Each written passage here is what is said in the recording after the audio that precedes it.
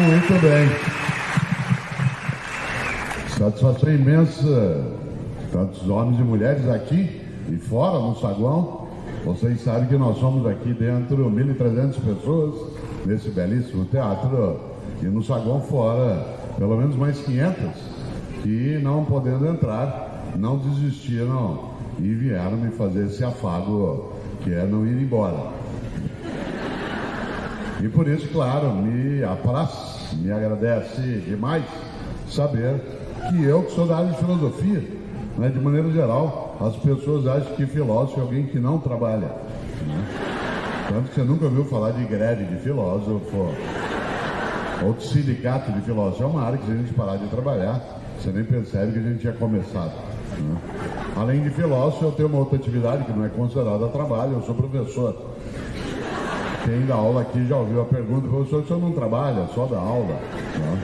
Então não trabalho, eu sou professor e filósofo e fico feliz de estar aqui de novo em Maceió. Este ano está fazendo 40 anos que eu vim a Maceió pela primeira vez, foi em 1975. Uma boa parte das pessoas que aqui está ou no saguão vendo pelo telão ainda não haverá nascido, e me agrada bastante estar aqui nessa cidade na qual já estive muitas vezes, e mais ainda numa Bienal do Livro, isto é, num lugar em que a gente vem para refletir, pensar, meditar, para existir de uma maneira que não seja banal, robótica, automática. E por isso, digo de novo, nós nos atrasamos um pouco no início para que as pessoas que estão lá do lado de fora pudessem ter, ao menos de uma maneira mais direta, o áudio e uma parte da visão daquilo que nós que aqui estamos podemos ter. E é claro, seria tolo eu não admitir estar honrado de acontecer algo como esse desconforto. O desconforto para algumas pessoas que não ter conseguido entrar, para mim sempre é um afago à medida em que vieram procurar estar aqui. É claro que nós gostaríamos que todas e todos aqui dentro coubessem, mas o telão permitirá que a gente possa fazer aqui essa reflexão. Nós temos aqui um tema, ele será tratado durante esse tempo. Para o teu desespero, eu vou falar até às 19h30. Por isso você tem 1 hora inteira de desespero. Afinal, é um filósofo trabalhando essas ideias e o tema é ética e convivência. Quando nós terminarmos, algumas pessoas gostam de ter livro autografado, e eu gosto de autografá-lo. Nós estamos numa Bienal. Quando nós terminarmos, eu sairei, vou até o camarim, especialmente que eu sou idoso, eu preciso ir ao banheiro, e depois de uns 10 minutos eu estarei no saguão, aqui no foyer, e se alguém tiver algum dos meus livros, eu com alegria nele algo escreverei. Sabe, algumas pessoas que eu tenho um hábito, cada um dos 27 livros que eu já escrevi, quando eu vou autografá-lo, além de colocar o teu nome e o meu, eu coloco sempre nele uma virtude. Uma virtude, é a mesma virtude para cada livro. Então, por exemplo, eu tenho um livro chamado Educação, Escola e Docência, da editora Cortez. Nele eu escrevo partilha. Eu tenho outro da editora Cortez chamado Escola e o Conhecimento. Nele eu escrevo esperança. Eu tenho um outro chamado, que é um livro da editora Vozes, chamado Qual é a Tua Obra? Nele eu escrevo coragem, e assim por diante. Pois bem, no livro que dá a substância para essa palestra que aqui farei até às 19h30, eu, quando autografo, eu sempre escrevo, além do teu nome e do meu, honradez. Honradez. A virtude da honradez. O que é uma pessoa honrada? É aquela que não ofende sua comunidade, que não apodrece a decência. É a pessoa que não tem duas caras. É a pessoa que não fala uma coisa e age de outro modo. É a pessoa que não envergonha nem a si mesma, nem a sua própria comunidade. Por isso, honradez. Vocês sabem que os romanos na antiguidade, eu sou neto de italiano, e os latinos diziam algo muito importante, que era uma palavra usada para chamar a pessoa que é covarde, aquela que não tem coragem de ser decente. Em latim a expressão é forte, em português ela existe, mas ela tem uma marca muito forte, que é uma expressão que nós quase não usamos e poderíamos usar, que é pusilânime. Pusilânime. O que é uma pessoa pusilânime? Uma pessoa fraca, uma pessoa acovardada, é uma pessoa, por exemplo, preconceituosa. Nós tivemos anteontem o Dia da Consciência Negra e uma das coisas que eu sempre lembro é que todo preconceituoso, ele é, antes de tudo, um covarde. Ele tem tanto medo de quem não é como ele ser melhor que ele prefere desprezar quem é diferente dele para ele poder afirmar a si mesmo. E essa covardia é uma coisa muito forte. Todo preconceituoso, além de covarde, é tolo, porque ele supõe que é só um modo de ser humano. E nessa hora, claro, isso é absolutamente negativo. Daí, honradez. Honradez. Uma pessoa honrada é aquela que tem vergonha na cara. Uma pessoa honrada é aquela que, como eu disse, é marcada pela integridade. E há uma grande questão. Eu tenho um livro que eu gosto demais e que nos ajuda, né, a pensar sobre a vida, a história, que é um livro da editora Cortez, que eu antes mencionei, chamado Educação, Convivência e Ética. E eu começo esse livro citando um dos maiores escritores alagoanos, aquele que eu mais admiro, que infelizmente faleceu em 2012, que foi Ledo Ivo. Ledo Ivo, um homem estupendo, um dos que mereceu estar na Academia Brasileira de Letras, um homem que morreu, né, no dia 23 de dezembro de 2012, véspera de Natal. Estava ele em Sevilha, na Espanha, e morreu. Esse homem especial. Eu uso uma das frases, uma das ideias mais fortes do alagoano Ledo Ivo, um homem nascido em Maceió, para iniciar o livro da editora Cortez. E eu abro uma frase em que ele diz: o que sobra é a obra, o resto só sobra. Sabe que o verbo sossobrar, que é um verbo que vem do espanhol, significa o barco que vira de cabeça para baixo, fica emborcado. Olha que interessante, olha que frase forte de Ledo Ivo: o que sobra é a obra, o resto só sobra. E qual é a obra da qual se fala e se precisa pensar? Uma vida que não seja banal, fútil, superficial, indecente, tola. E nesta hora, essa reflexão sobre ética e convivência, ela passa exatamente por essa nova percepção. E me anima mais ainda algo estupendo. Em Maceió, numa noite de domingo, com tantas coisas boas para também se fazer, nós temos 1.300 pessoas aqui dentro, outras 500 que nos vêm do lado de fora, que vieram para ouvir refletir sobre ética. Interessante isso. Eu não fui convidado para falar aqui sobre como vencer a qualquer custo, como dominar as outras pessoas, como fazer com que você tenha todo o poder. Ao contrário, às vezes me perguntam se eu acho que a ética, um país decente, uma vida social que tenha honradez, uma comunidade livre, se eu acredito, isto é, se eu tenho esperança. E quando alguém me pergunta se eu tenho esperança na vitória da ética saudável, eu costumo dizer, e às vezes essa pergunta é feita num espaço como esse, eu costumo dizer: olha a sua volta.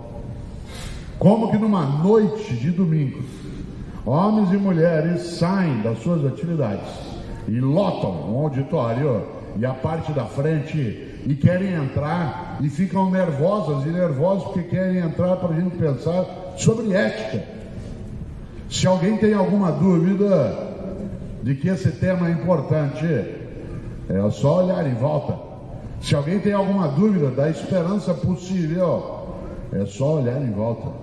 E nessa hora, claro, é necessário que a gente constitua essa força que nos agrega para que a gente possa, de fato, defender uma vida decente, uma obra e uma existência que, como lembrou Ledo Ivo, o que sobra é a obra, o resto só sobra. Por isso, quando nós terminarmos aqui, como eu disse, às 19h30, aí eu saio, depois de 10 minutos estarei no foyer, no saguão ali, né, para autografar. Algumas pessoas gostam às vezes de tirar fotos. Há um fotógrafo que tirará a foto nossa o tempo todo e vai colocá-las hoje ainda no site da Bienal. Por isso, todas as pessoas que estiverem ali, né, na hora do autógrafo, que se for fotografar, você já vai achar tua foto hoje mesmo né, no site da Bienal, ela lá estará. Eu também gosto de ser fotografado contigo, né? Eu acho gostoso, né, quando alguém faz isso. A gente vai pedir apenas que se evite ao máximo que se faça o selfie, senão a gente vai travando. Se tiver muita gente na fila, para demais. Aliás, tira-se tanto selfie hoje que eu decidi quase montar uma empresa de self-service. Já imaginou? Seria uma coisa de empreendedor, né? Afinal de contas, Alagoas vem discutindo muito empreendedorismo, né? Podemos pensar numa empresa, né, de self-service. Olha que coisa boa. Por que eu estou dizendo isso? Que a gente gosta de sair bem na foto. E gostar de sair bem na foto teria que trazer como requisito para nós também sair bem na vida, sair bem na história, sair bem na comunidade. Olha que coisa interessante. Já houve um autor que definiu a ética como sendo a estética do lado de dentro. A ética como sendo a estética do lado de dentro. Tem sentido essa expressão. E eu venho me preocupando nos últimos tempos. Eu que nasci em Londrina, como o professor Heraldo aqui lembrou, né? Eu nasci em Londrina, no norte do Paraná. Eu moro em São Paulo, na capital paulista, há 48 anos, mas eu sou o que se chama de VIP, que é vindo do interior do Paraná. Eu sou caipira. Quem nasce naquela região que eu nasci no Paraná, nós lá nos chamamos de pé vermelho, né, por causa da cor da terra. Mas eu estou em São Paulo, na capital paulista, há 48 anos, e é interessante porque uma das coisas que eu mais gosto é de lembrar uma frase caipira que não tem origem na história, que de vez em quando as pessoas colocam na internet como se fosse minha. A frase não é minha, gostaria eu de ter criado essa frase, mas ela é muito inteligente. E o caipira diz muito isso, e é verdade, acho que você já ouviu o que eu vou dizer. O mundo que nós vamos deixar para os nossos filhos depende muito dos filhos que nós vamos deixar para esse mundo. O mundo que nós vamos deixar para os nossos filhos depende muito dos filhos que nós vamos deixar para esse mundo. E que filhas e filhos nós estamos deixando? Isto é, quais são os valores de convivência e ética que essas novas gerações conosco carregam? Eu, quando me mudei para São Paulo, em 1967, quase ninguém aqui houvera nascido, e eu vim com a família, e uma das primeiras coisas que eu quis entender é porque que aquela cidade se chamava São Paulo. Eu não gosto de estar nos lugares sem saber qual é a origem das coisas. E é claro que eu fui procurar, e sabem muitas e muitos aqui, quem está no auditório ou no saguão agora nos vendo pelo telão, sabe muito bem que a cidade de São Paulo ganhou o nome porque ela foi fundada no dia 25 de janeiro. E o dia 25 de janeiro, na crença dos cristãos, é o dia em que um judeu chamado Saul, que era um inimigo, né, da religião cristã, ele aderiu à mensagem cristã. É interessante porque esse homem, na crença dos cristãos, Saul, outros falam Saulo, mas o nome original é Saul, ele voltava, né, no relato cristão, voltava de Jerusalém em direção a Damasco, na atual Síria, essa Síria conturbada, e no caminho, ele que estava indo, voltando de perseguição aos cristãos, o cavalo que ele estava, o sol bateu muito forte, o cavalo empinou e ele caiu. Caiu e mordeu o pó. Tem gente que tem que morder o chão para entender algumas coisas. Tem gente que tem que cair do cavalo para entender melhor as coisas. E aí ele caiu, ficou momentaneamente cego por causa da luz solar. Aliás, algumas pessoas têm que ficar um pouco cegas para poder enxergar melhor. E aí, naquele momento, segundo a crença cristã, esse homem, Saul, decidiu que ele ia aderir à mensagem do cristianismo. E ele passa, portanto, a ser um discípulo. Interessante, para ele aprender a ser humilde, o nome dele foi mudado. E ele então deixou de se chamar Saul e recebeu o nome latino de Paulus. Não sei se sabem, acho que sim, mas Paulus em latim significa pequeno. A expressão Paulus em latim significa pequeno. Esse homem, a partir daí, passou a escrever cartas sobre ética. Cartas sobre ética. Carta ao povo da cidade de Corinto, de Roma, de Tessalônica, de Filipo. Essas cartas os cristãos chamam de epístolas também. E é interessante porque todas as cartas de Paulo tratam do tema ética. Isto é, como é que a comunidade tem que se conduzir na vida. Para ser uma comunidade decente, como é que a gente vive junto? Ética e convivência. Seja você ou eu cristão ou não, essa é uma decisão individual. As cartas são muito fortes. Afinal, elas tratam de como é que a gente é honrado. Paulo escreveu várias delas. Algumas pessoas talvez não saibam, aliás, só por curiosidade, as cartas de Paulo foram escritas antes dos evangelhos. Embora na Bíblia dos cristãos os evangelhos venham antes, na distribuição gráfica do tempo histórico, as cartas de Paulo, algumas delas são 50, 60 anos anteriores aos evangelhos.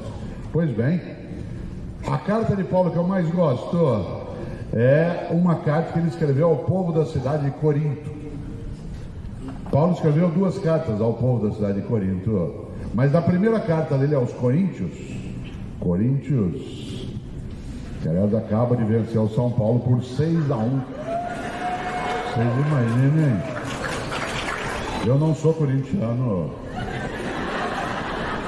mas eu me animo com essa ideia do Corinthians comemorar o título dentro de casa, vencendo um time do porte de São Paulo por 6-1. É uma vitória estupenda. E eu, como santista, fico feliz que o São Paulo desce na tabela, né?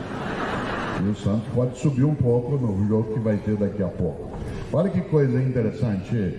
Pode parecer brincadeira isso, mas o time do Corinthians tem esse nome por causa da cidade de Corinto. Muita gente que talvez não saiba, mas a cidade de Corinto inspirou um time britânico. E esse time britânico veio visitar o Brasil no início do século XX, e aí se formou um time também no Brasil que tivesse o mesmo nome. E o curioso é que na primeira carta de Paulo aos Coríntios, há algo que você e eu não podemos esquecer quando a gente pensa em ética e convivência. Paulo escreveu, se tiver uma Bíblia cristã, dê uma olhada um dia, vale a pena. No capítulo 6, versículo 12, no capítulo 6, versículo 12, Paulo escreveu: tudo me é lícito, mas nem tudo me convém. Tudo me é lícito, mas nem tudo me convém. Isto é, eu posso fazer qualquer coisa, porque eu sou livre, mas eu não devo fazer qualquer coisa. Eu posso, mas não devo. Por que posso? Porque livre sou. Por que não devo? Porque não devo fazer nada que torne imunda a minha história, mancha a minha trajetória, ofenda a minha comunidade, desonra a minha família, envergonhe a minha sociedade. Tudo me é lícito, mas nem tudo me convém. Do que é que isso fala? De algo que você e eu temos não só de entender e praticar, como ajudar a formar as novas gerações com essa convicção. Isto é, volta ao ponto, o mundo que nós vamos deixar para os nossos filhos depende muito dos filhos que nós vamos deixar para esse mundo. E esses filhos, por acaso, ou de propósito, estão sendo formados com a ideia de que o limite da liberdade do indivíduo é a decência, de que o limite da liberdade é a responsabilidade na comunidade. Afinal de contas, convivência, você sabe que é algo que é decisivo quando se pensa em ética. Ética não é cosmética. Ética não é cosmética, é uma coisa que eu uso de fachada que sirva para enfeitar apenas. Ética não é cosmética, ética exige honradez. E desse ponto de vista, ética não é uma coisa fora de mim ou de você. Ética é algo que está ligado, claro, à nossa prática. Muita gente pensa em ética olhando para outro lado e não olha para dentro de si. E não olha o quanto que a conduta decente, ela está ligada a essa ideia que esse apóstolo dos cristãos, Paulo, trouxe à tona. Tudo me é lícito, mas nem tudo me convém. Ah, mas Cortella, a vida é assim, eu faço o que eu quero. Cuidado. Ah, mas eu não, todo mundo faz. Opa! Mahatma Gandhi disse um dia algo que é verdadeiro: olho por olho, uma hora acabamos todos cegos. Olho por olho, uma hora acabamos todos cegos.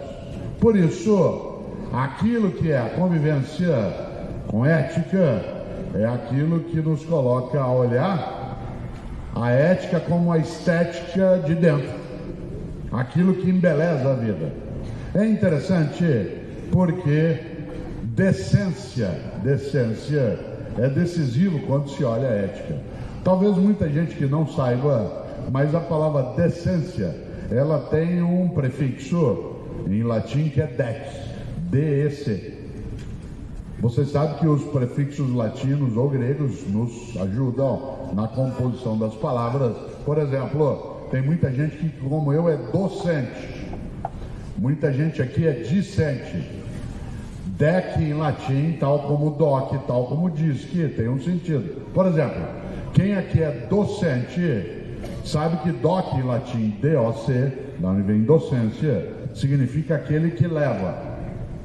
Disque, da onde vem discípulo, discente, disciplina, significa aquele que é levado. Docente é quem leva, discente é quem é levado. Evidentemente, nenhum de nós é tolo para supor que eu sou só docente ou sou só discente. Todas e todos nos educamos reciprocamente. Então somos todas e todos docentes e discentes. Mas alguns de nós temos a docência como profissão e não só como prática de vida. Pois bem, docência, discência, mas tem decência. E a expressão dec em latim, ela significa embelezar, enfeitar. Quando você decora um ambiente, quando você decora um espaço, você está enfeitando, embelezando. Por isso, dec é enfeitar, embelezar. O que é uma pessoa decente? É aquela que enfeita. O que é uma pessoa indecente? É aquela que enfeia. Lembra quando você era criança que a tua avó dizia que coisa feia, menino? Claro que ela não estava falando de estética, ela estava falando de ética. Que coisa feia, menino? Ela não estava falando do lado de fora, estava falando do lado de dentro. Quando você diz essa é uma bela pessoa, eu não estou falando do lado externo dela. Essa é uma bela escola, uma bela empresa, essa é uma bela cidade. Claro, dec, da onde vem decência, significa enfeitar, embelezar. Por isso, o que é quebra de decoro? Quebra de decoro é quando você enfeia o lugar onde você vive. No parlamento, quebra de decoro é quando você mente.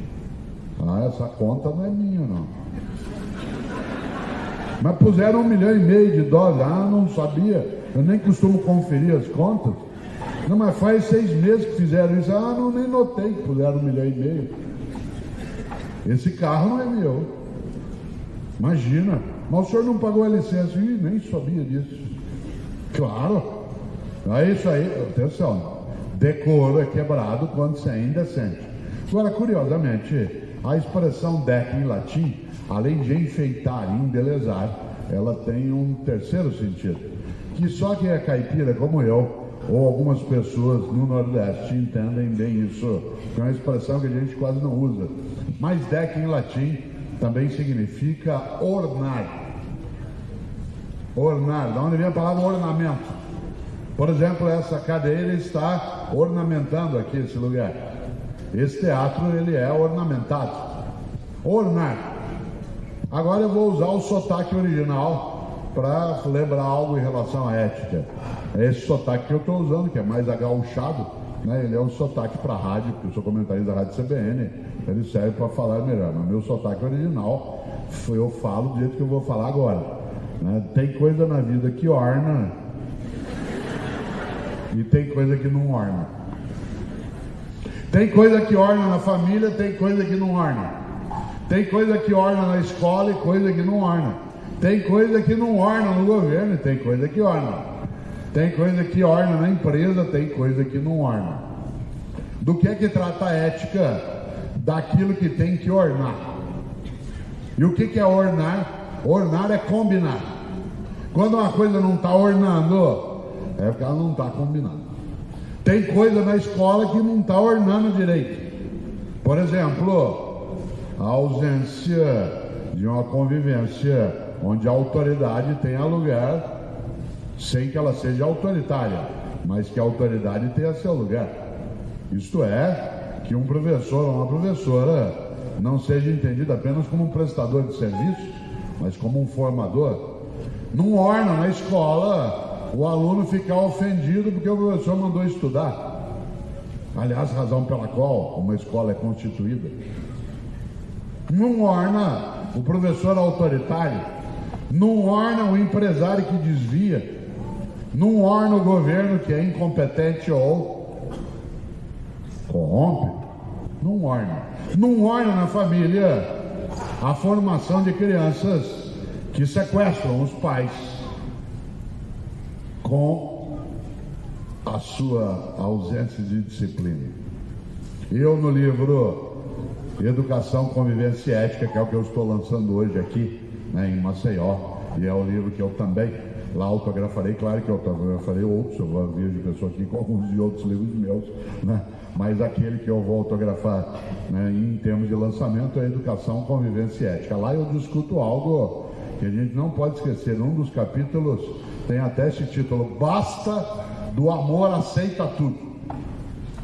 Basta dessa ideia, o amor aceita tudo. Que o amor verdadeiro é aquele que tem requisito. O amor verdadeiro é aquele que não admite qualquer coisa. O amor que tudo aceita é irresponsável. O amor que tudo admite é leviano. Filho, é porque eu te amo que eu não quero que você seja assim.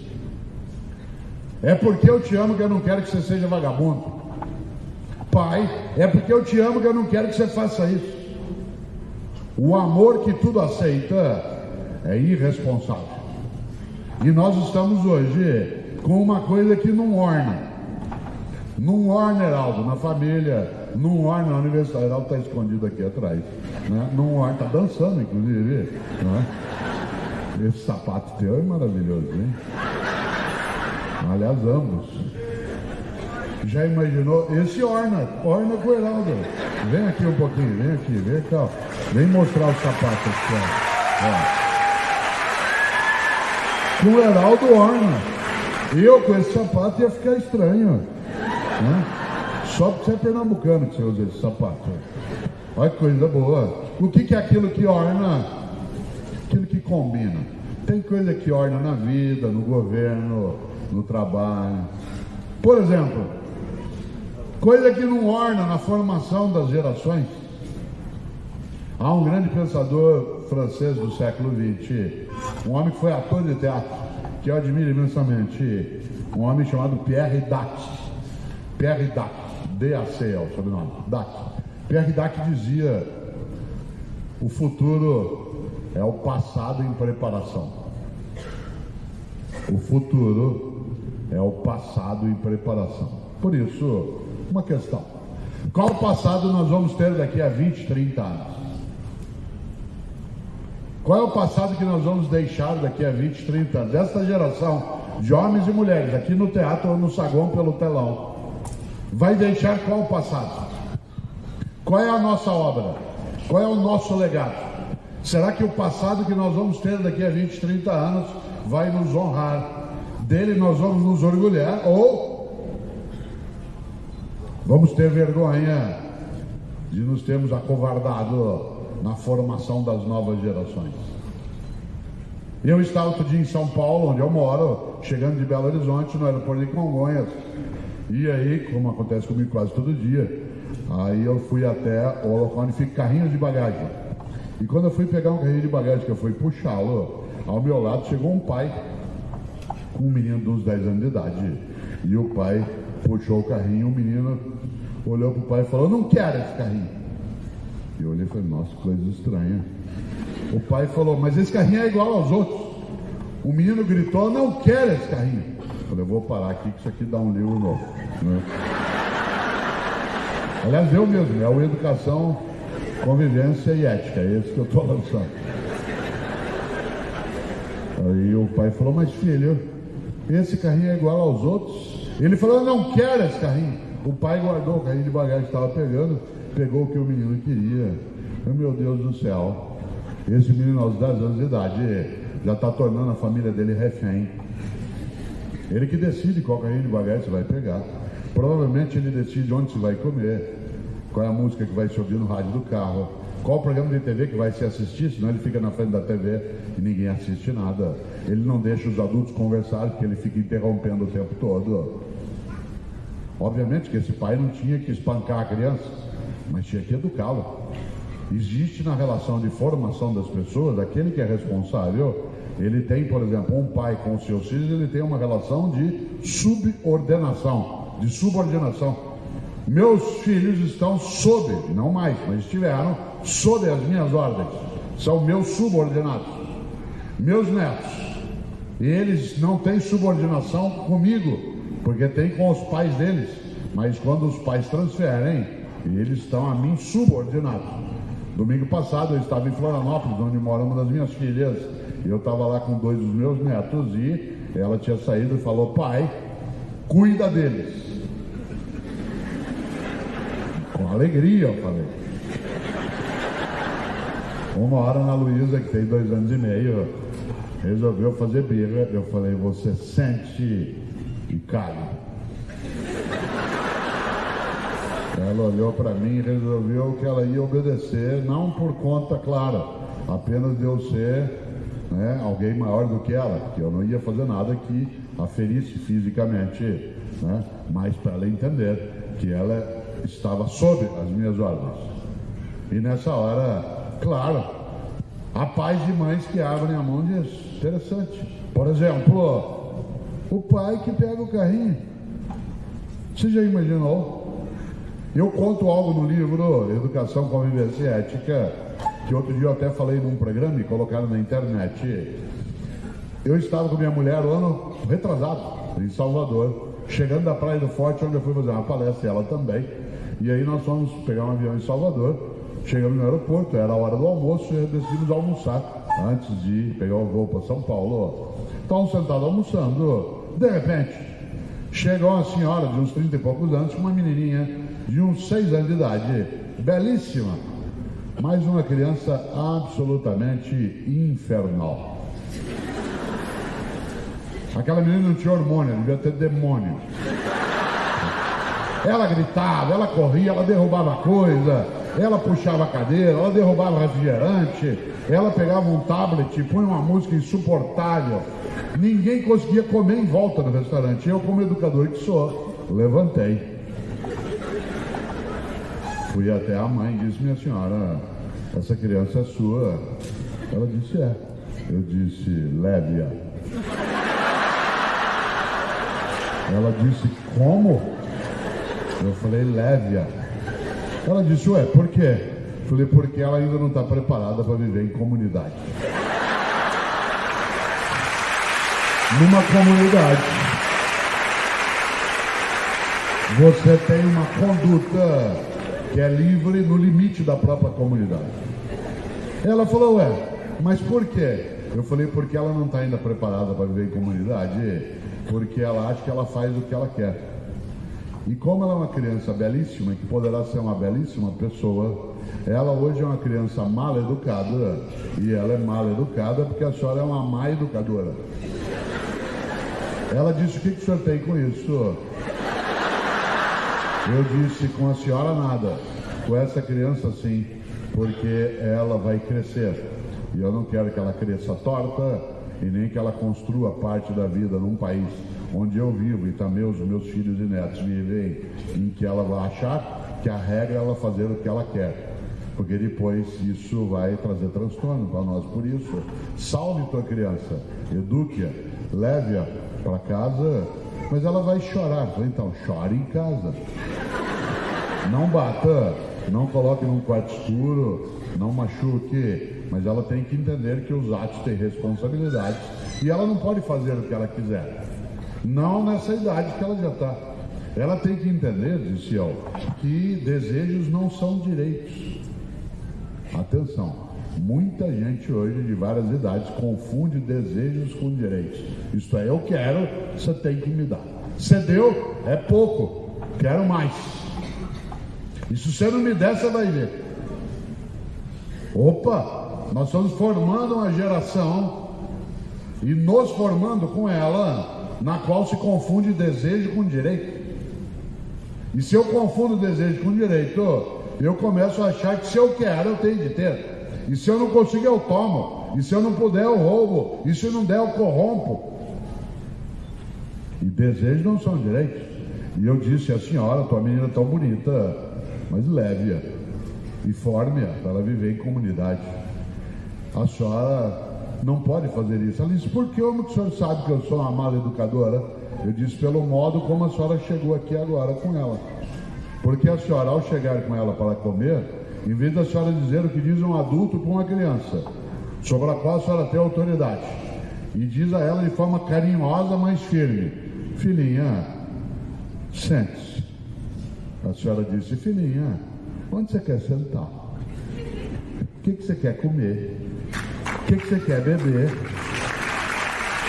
Onde você quer ir depois?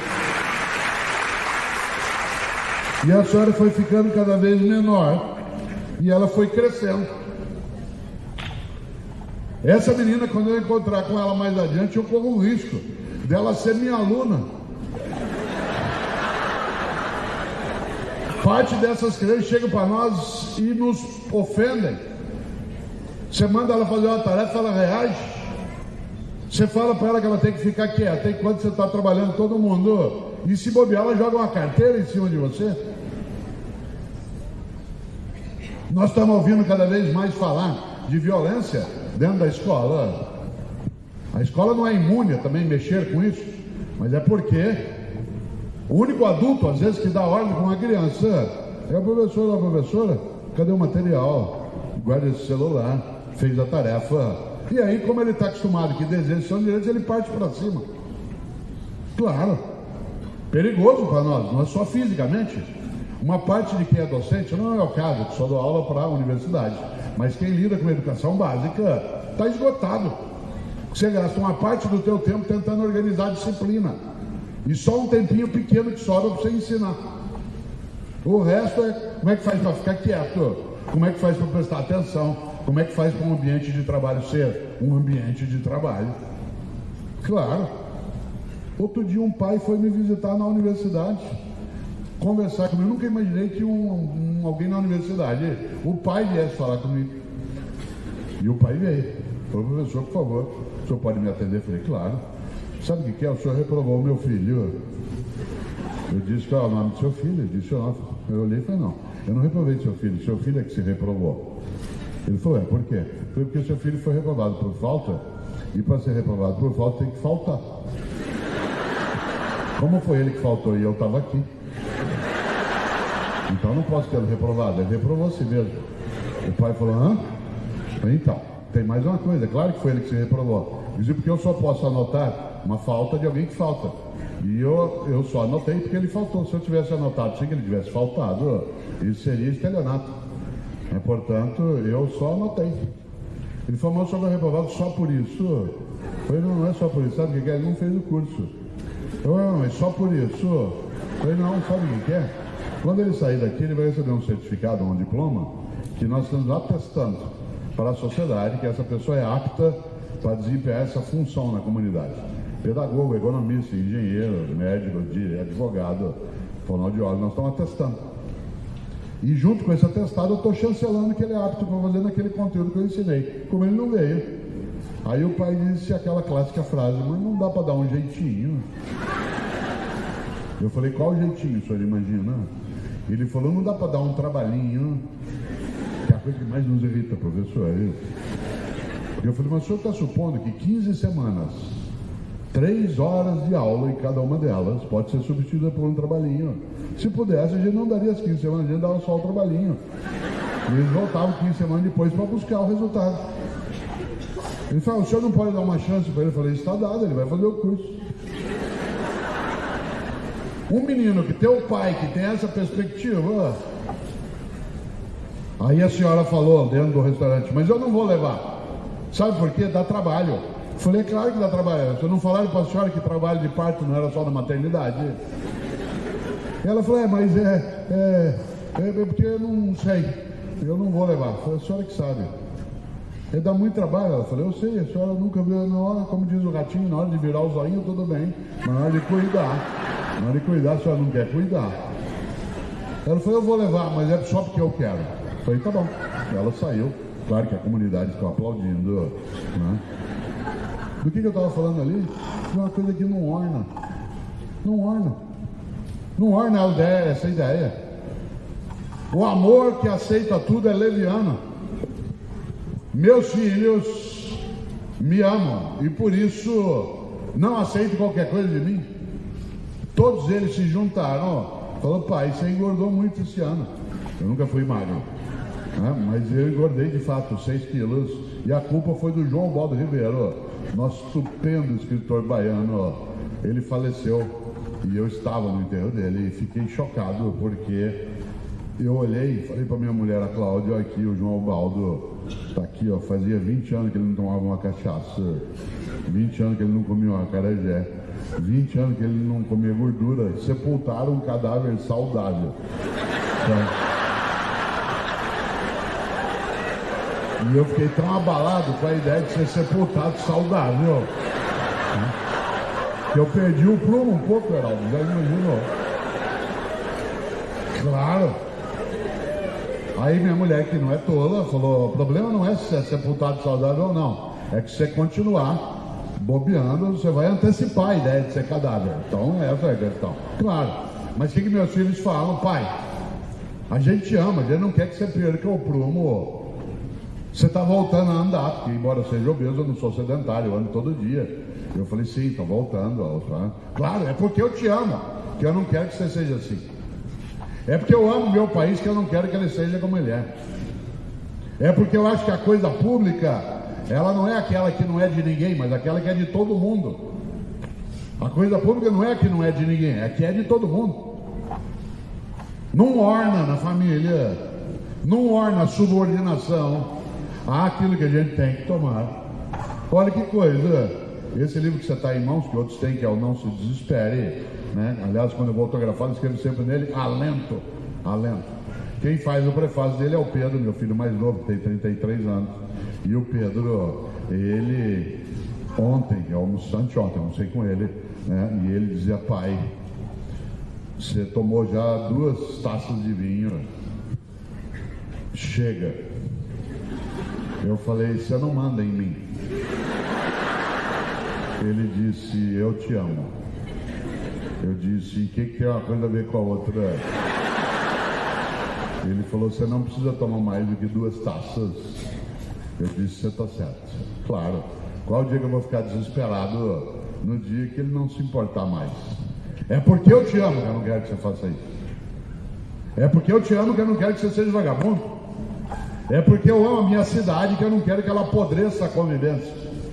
Não quero que a gente ache que atentado é natural, homicídio é natural, que sequestro relâmpago faz parte da vida.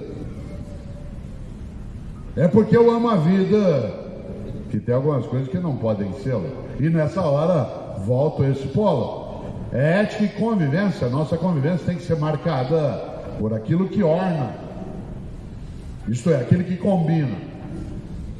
Nesta hora também é necessário, acima de qualquer coisa, que a gente entenda que há algumas virtudes que têm que estar conosco. Por exemplo, nós não podemos formar a nova geração e nos formarmos com ela sem que a gente tenha, por exemplo, a percepção da humildade. A humildade na convivência, a humildade no trabalho, a humildade no conhecimento. Eu tive uma honra na vida inesquecível. Eu tive a honra de trabalhar 17 anos com Paulo Freire, o educador Paulo Freire. Aliás, ele foi meu orientador de doutorado e quando ele foi secretário de Educação na cidade de São Paulo, eu era o secretário adjunto. Depois ele saiu e eu continuei no lugar dele por mais de 2 anos. E Paulo Freire, não sei se sabem, é o brasileiro com o maior número de títulos de doutorado honoris causa de toda a história do Brasil. O Brasil tem 515 anos e o brasileiro mais honrado com doutorado honoris causa é o pernambucano, nascido na Casa Amarela, no Recife, Paulo Freire. Aliás, quando ele morreu em 1997, ele já houvera recebido 36 títulos de doutorado honoris causa por Harvard, Princeton, Cambridge, Oxford, Bolonha, Paris 4, Massachusetts. Ele recebeu mais 5 pós-mortem. Paulo Freire sozinho tem mais título de doutorado que os 2 brasileiros que vêm depois dele, juntos. E olha que quem vem depois de Paulo Freire é muito bom. Mas Paulo Freire tem 41 títulos de doutorado honoris causa. E olha que ele era advogado, hein? Muita gente acha que Paulo Freire era pedagogo, mas ele era advogado, o que significa que alguns advogados ainda têm salvação. Ela já pensou? E é interessante que eu sou pai de advogada. Meu livro, Qual é a Tua Obra? Quem faz o prefácio dele é a minha filha que mora em Florianópolis. Ela é advogada criminalista, Ana Carolina, que a gente chama de Carol. Parênteses. Ela no prefácio conta uma coisa incrível. Nesse livro, quando eu autografo, eu escrevo coragem. Mas ela conta no prefácio uma coisa incrível. Hoje ela tem 36 anos, mas quando ela tinha 27, ela como advogada criminalista estava um dia em Brasília, na porta da sala de audiência dos ministros do STJ, do Superior Tribunal de Justiça, para fazer a primeira sustentação oral da vida dela como advogada. Vocês imaginem, 27 anos de idade, na porta da sala de audiência dos ministros do STJ, a perna dela não parava no lugar. Ela me ligou e falou: pai, pelo amor de Deus, eu vou entrar agora fazer uma sustentação oral com o ministro. É a primeira vez que eu chego no Tribunal Superior. Eu estou tremendo, pai, estou com ânsia de vômito. Me ajuda, por favor. Me ajuda, pai. Como é que eu faço para ser segura como você? Eu disse: espere 30 anos. Porque há uma virtude para quem quer construir vida, decência, chamada paciência. Paciência não é lerdeza. Paciência é a capacidade de maturar as coisas. Paciência é a capacidade de refletir sobre o que se faz. A pior coisa que existe na vida é você ter uma vida robótica, automática, banal, irrefletida, alienada. Claro! Há um grande gaúcho que você conhece, chamado Aparício Torelli, você que também é gaúcho, que apelidou-se mesmo de Barão de Itararé. Talvez tenha nascido em Rio Grande, não é certo? Ele tem uma frase que parece óbvia, não é? Torelli dizia: a única coisa que você leva da vida é a vida que você leva. A única coisa que você leva da vida é a vida que você leva. E que vida levo eu? Que vida leva tu em relação àquilo que é a nossa condição de não ter uma vida que seja banal, fútil. E é claro, vocês imaginem, paciência. Paciência não é lerdeza.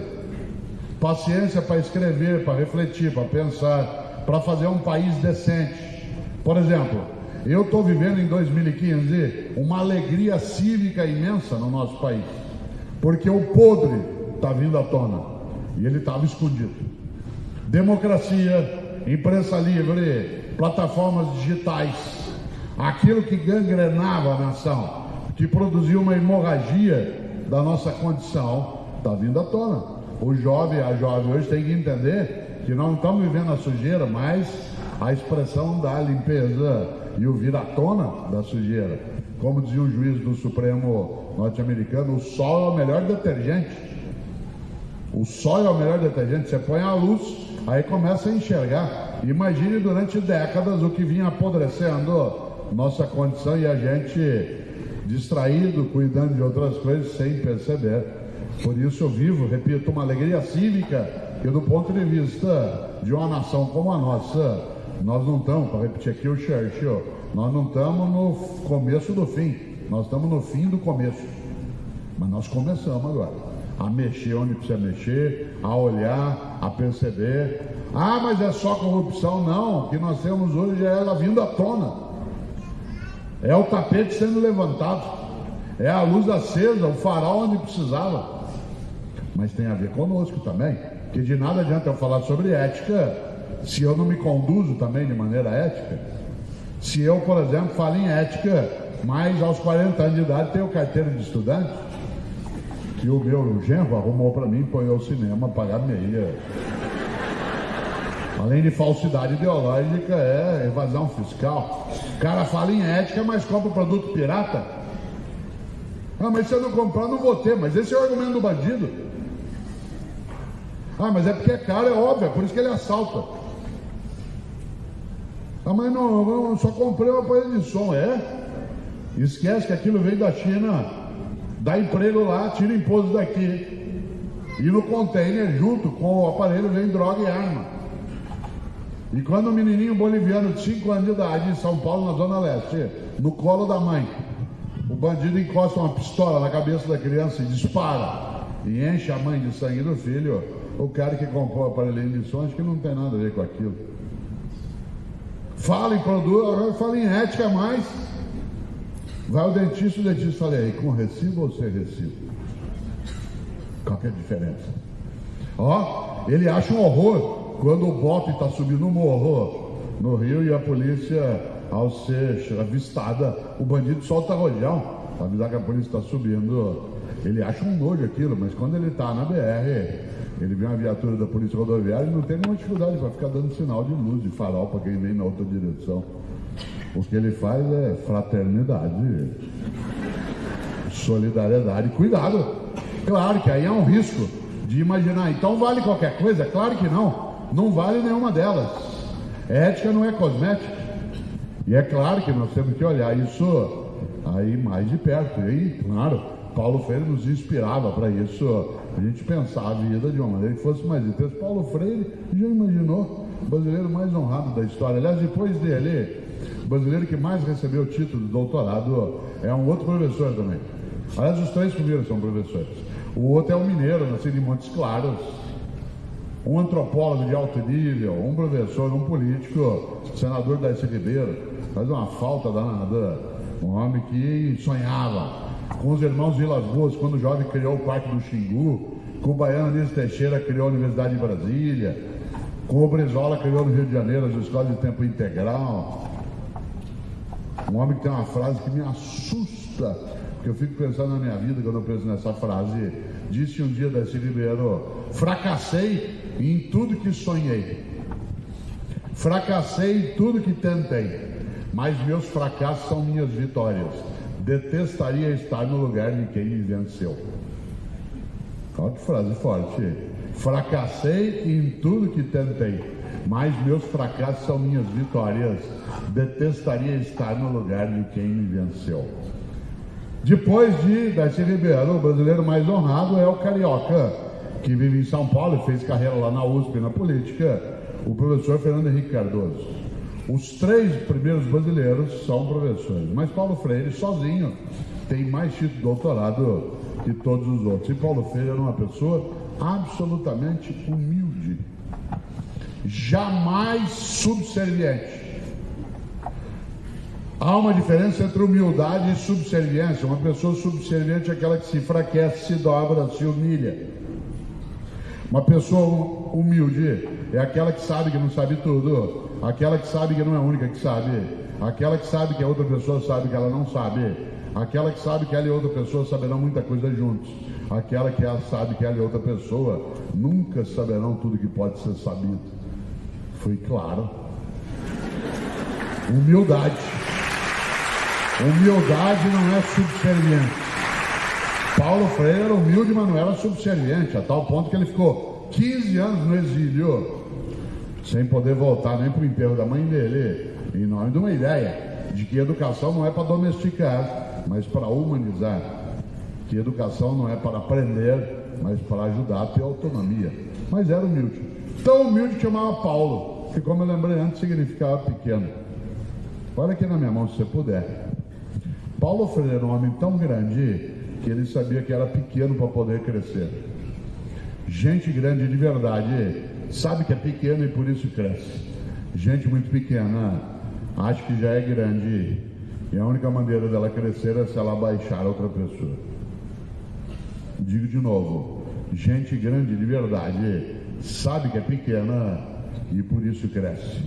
Gente muito pequena acha que já é grande e a única maneira dela crescer é se ela diminuir outra pessoa. Quem entre nós se supuser grande o suficiente, pequeno continuará. A única maneira de crescer é saber-se pequeno ainda. E nesta hora, a humildade, ela é decisiva quando a gente pensa em ética e convivência.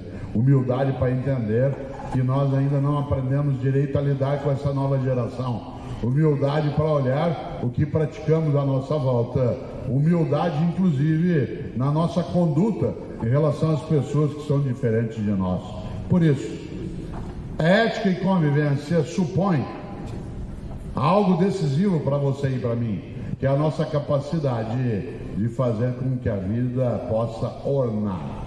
Ornar com a decência, ornar com a saudabilidade, ornar com aquilo que é a formação nossa e de outros, que não degradem o nosso dia a dia. Para isso, claro, precisa coragem.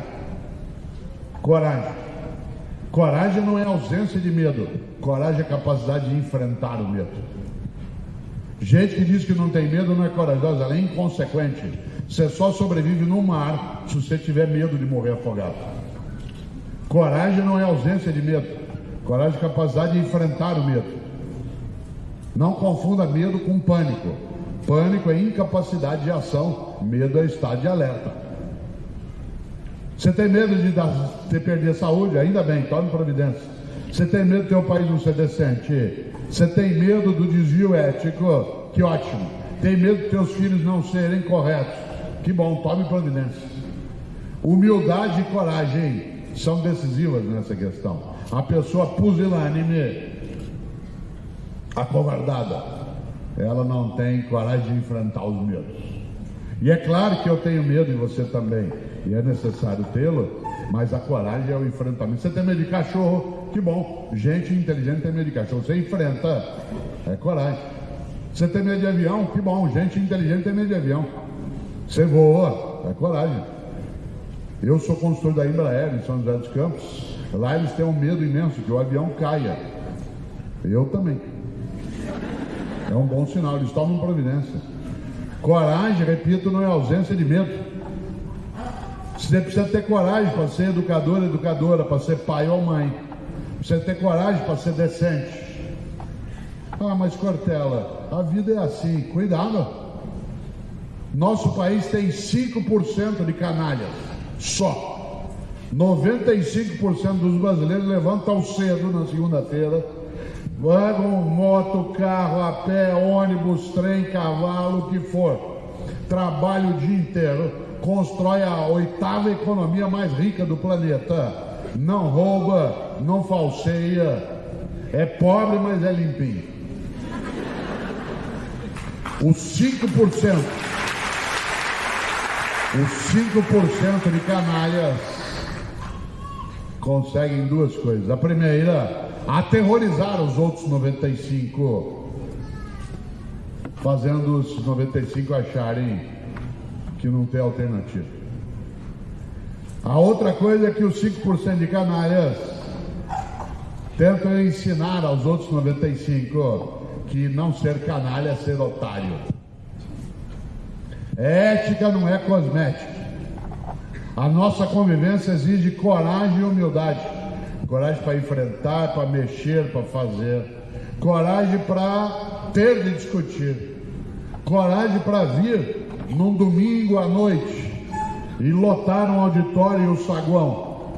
Ficar esperando alguns desde as 3 da tarde, outros desde as 4 na fila, outros que lá fora estão e gostariam de estar dentro, mas que não desistem. Coragem para não abandonar essa condição, coragem para não deixar as novas gerações, não admitir que eles achem que desejos são direitos, não criar uma geração folgada. Tem menino de 20 anos de idade que nunca lavou uma louça, nunca arrumou um quarto, não se forma por esforço. Não estou falando por sofrimento, é por esforço. Já imaginou? O Brasil é um dos 3 países do mundo que mais consome produtos digitais. Um dos 3 que mais consome produtos digitais. Tem mais celular no Brasil do que a população. Mas nós somos o país de número 30 em posse de máquina de lavar louça. Nós somos o país de número 30 em propriedade de máquina de lavar louça. Sabe por que a gente não tem quase máquina de lavar louça? Porque alguém lava. Claro. Você já imaginou? Neste auditório e fora no saguão, aqui embaixo e em cima, está talvez a primeira geração que está sofrendo algo inédito. Uma geração que tem que cuidar de outras gerações além dela mesma. Por exemplo, nossos pais se cansaram, mas eles cuidavam deles e de nós até 17, 18 anos. formou-se, cresceu, agora você se vira, papai te deu o que podia, que era educação. Aqui nesse auditório ou fora, tem gente que cuida de si, dos filhos e dos pais, do pai idoso, do apoio de plano de saúde, do cuidador. Parte dessa geração aqui está esgotada, não tem tempo, não cuida de si, porque tem que cuidar, e se bobear, cuida de 4 gerações, porque às vezes cuida do neto também. Claro, a gente tem muito serviço, não, nós estamos com o trabalho mal repartido. Se o trabalho for melhor repartido, não pesa em cima de ninguém. Mas não, falta esforço. Um menino de 20 anos de idade nunca lavou uma louça. Cuidado, nós estamos formando uma geração fraca com risco. Se nós cuidamos dos filhos de nós e dos nossos pais, quando nós tivermos mais idade, quem de nós vai cuidar? Se nós formarmos gente que não cuida de si. Claro, prepare-se, o asilo São Vicente de Paula te aguarda. Já imaginou? Por isso, agora, 19 horas e 30 minutos desse domingo, já faz 1h10 que eu estou falando, e você nem notou ainda, mas eu já estou completando meu tempo de reflexão. Numa aula que não tem um debate, que nós somos muitos, mas como eu disse, quando aqui terminarmos, eu vou ali até o camarim ao banheiro e quem quiser lá à frente no saguão estarei, né, para que possa eventualmente ter um livro ou quer tirar uma foto. As fotos serão tiradas e, como disse, colocadas no site. Mas eu quero dizer mais 2 coisas antes de fechar. Paulo Freire dizia algo decisivo: humildade, paciência e esperança. Mas Paulo Freire dizia que é preciso ter esperança do verbo esperançar, porque tem gente que tem esperança do verbo esperar. E esperança do verbo esperar não é esperança, é espera. Eu espero que dê certo, espero que resolva, espero que aconteça. Isso não é esperança, é espera. Esperançar é ir atrás, é se juntar, é não desistir. Esperançar é ser capaz de continuar insistindo com amorosidade, mas exigência naquilo que faz com que as coisas de fato corrijam a rota que nós o fizemos, sem esmorecer. E lembrando de novo 2 coisas. Primeiro, o futuro é o passado em preparação. Segundo, o que sobra é a obra, o resto só sobra. E qual é a nossa obra do ponto de vista ético na constituição de uma sociedade que, sendo farta, não seja indecente? Uma vida comum que, sendo rica em termos de condições, não degrade essa mesma convivência. Nesta hora, quero terminar com 2 ideias. Mas, acima de qualquer coisa, antes de terminar, agradecer esta condição que aqui está. Você sentado ou sentado onde está, não faz ideia do que é um auditório lotado aqui fora, para pensar o tema ética e convivência. Você não faz ideia. Eu até vou pedir para você fazer uma coisa em 1 segundo. Levante e olhe em volta. Levanta agora e olhe em volta. Veja como um debate sobre ética em Salvador, em Recife, em Londrina e agora aqui em Maceió, o número de pessoas que vem por uma reflexão. Aqui, fora daqui, se alguém perguntar, pode sentar, por favor. Se alguém perguntar se eu tenho esperança, eu digo, olhe em volta. Não porque nós estejamos salvos, não porque nós sejamos bons, porque para cá viemos, mas porque aqui está também um grupo de homens e mulheres que não se acovardou ou não se acovarda naquilo que tem que ser feito. Por isso, quero terminar agora sim com 2 ideias. A primeira delas, de um homem que eu admiro imensamente, um homem que foi Nobel da Paz em 1952, um homem chamado Albert Schweitzer.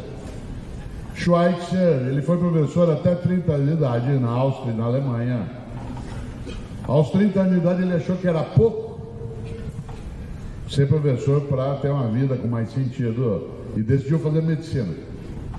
Entrou, formou-se com 37 anos e foi embora para a África e ficou 50 anos no Gabão, meio século no Gabão, colocando a vida dele a serviço da decência. Aliás, só por curiosidade, quando Schweitzer morreu, o corpo dele está sepultado na Europa, mas o coração está no Gabão. O povo do Gabão pediu o coração dele para enterrar lá. Então o coração, só o coração está no Gabão e o resto do corpo está na Europa. E Schweitzer dizia: a tragédia não é quando um homem morre, a tragédia é aquilo que morre dentro de um homem enquanto ele ainda está vivo. Digo de novo, a tragédia não é quando um homem morre, a tragédia é aquilo que morre dentro de um homem enquanto ele ainda está vivo, porque o que sobra, como disse o Aladoano, é a obra, o resto só sobra. Última coisa, alguns olhos dizem, mas Cortella, ética e convivência é tarde. Esse livro, Educação, Convivência e Ética, tem na frente uma cinta em que a gente diz é melhor começar cedo antes que seja tarde. E nunca é tarde. E por isso eu quero terminar citando um homem que eu também admiro imensamente e que me ensina sempre, ele já faleceu, que nunca é tarde, que é Chico Xavier. Eu não sou espírita, não tenho nenhuma crença reencarnacionista, mas tenho uma admiração imensa por Chico Xavier, um homem santo. Se eu tivesse alguma autoridade sobre os católicos, pediria para santificá-lo, um homem que passou a vida cuidando de vida sem nenhum retorno a não ser honra. Chico Xavier, de acordo com os espíritos, diz algo, e é com isso que eu quero terminar agora, às 19 horas e 36 minutos desse domingo. Chico Xavier disse algo decisivo, e isso me anima imensamente, como disse, ao ver tantos lá no saguão, vendo pelo telão, e tantos outros aqui. Ele disse: embora ninguém possa voltar atrás e fazer um novo começo, qualquer um pode começar agora a fazer um novo fim. Olha só, embora ninguém possa voltar atrás e fazer um novo começo, qualquer um e qualquer uma pode começar agora a fazer um novo fim. E nós, no nosso país, na nossa família, na nossa comunidade, podemos até não fazer um novo começo, mas eu não tenho dúvida que cada um e cada uma de nós está auxiliando a construir, a fazer, a edificar e proteger aquilo que orna, que é um novo fim que nos dê honra, nos dê orgulho, nos dê satisfação, com humildade, coragem e paciência. Mas acima de tudo, lembrando, lê do livro, o que sobra é a obra, o resto só sobra. Obrigado.